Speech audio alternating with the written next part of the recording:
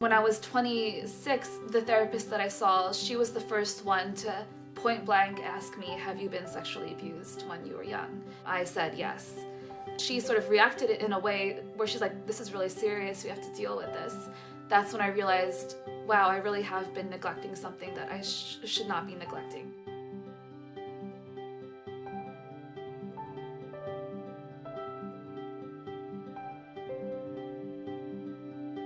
First time I told someone was my senior fall of high school. I had become really close to one of my teachers, my English teacher, Miss Hawthorne. And I don't know what it was about her. She's this really strong, bold woman. She says what she thinks. She was the person that I trusted, and I wanted someone to know because it was sort of just bursting out. And I remember sitting in the library alone one day studying, and this big wave just came over me, and I just decided to email her, and I said, Miss Hawthorne, can you meet me in like half an hour in the cafeteria? I know it's after hours, but like there's something I need to tell you. I remember her saying, I need to talk to you. I mean, it was urgent. And I remember thinking, okay, this is something that I need to be there now. We just sat there alone on the couches, and I talked for like 3 hours, and I cried for the first time about this. I don't think I cried that day. I think I did. I think there was one tear because I was trying to keep it together. Because it wasn't about me. And it was about her needing to tell me this horrible thing that happened to her. But also something that certainly shaped her life and would continue to shape her life. She didn't even have to talk that much. She just sort of let me talk. I felt like I was being listened to. I felt like she wanted to help in whatever way that she could.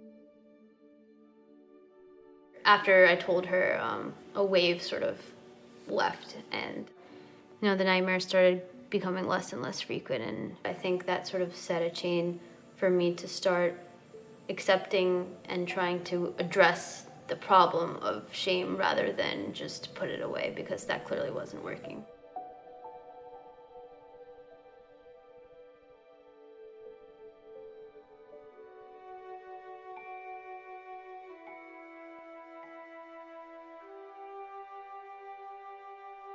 You hear stories about these victims who go to the precincts, and every story I've read cannot describe to you the actual moment and feeling of what is going on. My functionality in life just kept diminishing. I unfortunately came to a moment in my life this summer where I had not one but 3 failed suicide attempts. It was a very tough summer. It was like a slap in the face. Not just for me, but for my family. And that was one of the biggest changes in my life this summer, was having not only my parents support me on mental health, but also kind of understanding the realm behind abuse. My family's support was more than anything that I could have asked for.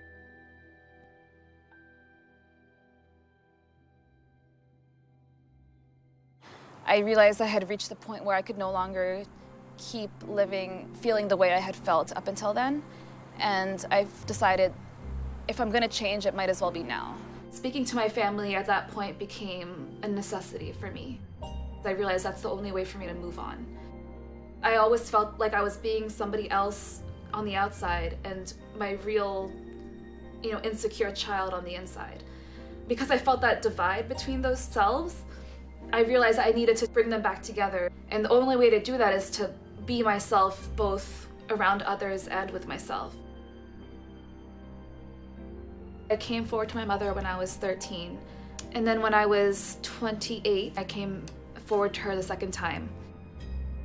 I wasn't sure how she felt about this whole situation because we never spoke about it. But the fact that she never again mentioned it to me made me feel as though either she didn't care, or she didn't think it was enough of a big deal to ever talk about again, or that she also felt that I should just get over it and move on. And I was afraid she would think I was weak for not being able to do that.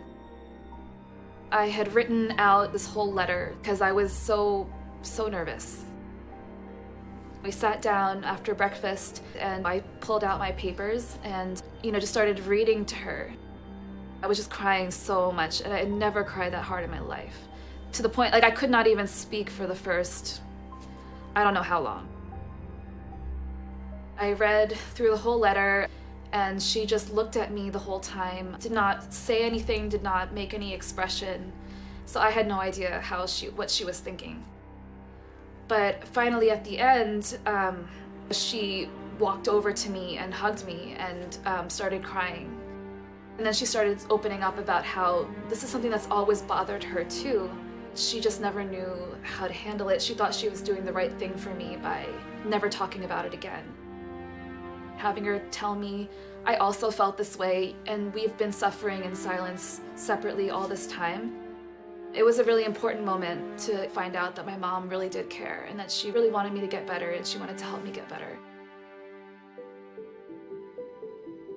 The first time I told my family was 6 years later, and there's this thing I wanted to tell is the most important thing in my life, and they didn't know that, and I felt like in that way they didn't really know me at all.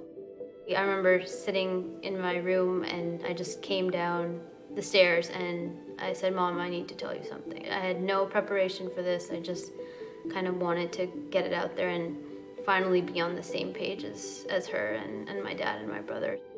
I told my mom first alone. She cried for probably 10 minutes straight. And then we all went into the basement and we told my brother and my dad.